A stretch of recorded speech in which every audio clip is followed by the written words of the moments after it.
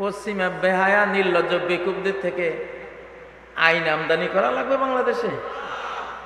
পশ্চিমাদেরকে হেদায়েত করে ফেলতেছি আমরা এখন। ওরাই খ্রিস্টমাস ত্যাগ করে আমান্না সাল্লাম না আসাদু আল্লাহ ইলাহা ইল্লাল্লাহ পড়ার জন্য রেডি হচ্ছে। প্রতি 24 ঘন্টায় 65,000 লোক ইসলাম কবুল করতেছে।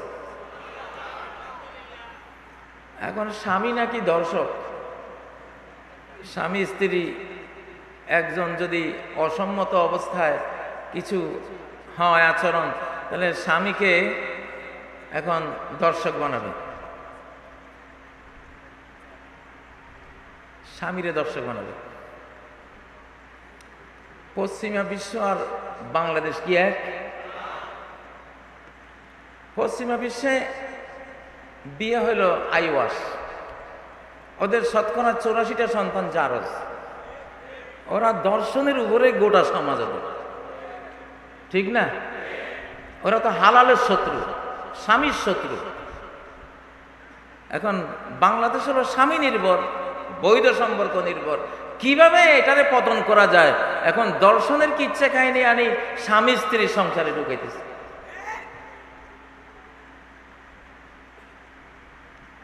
স্বামী কখনো ধর্ষক না।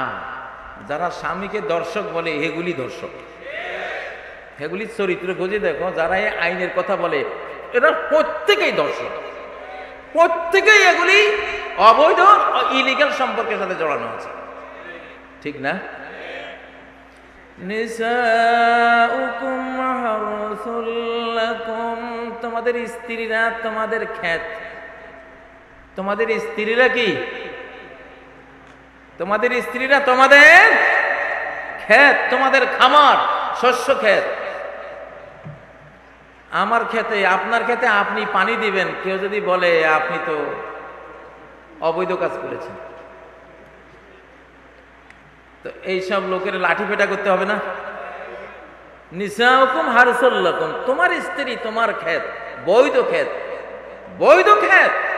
তো তোমার ক্ষেতে তুমি চাষ করবা, আচরণ করবা, সার দিবা, পানি দিবা, অধিকার আছে কি নাই?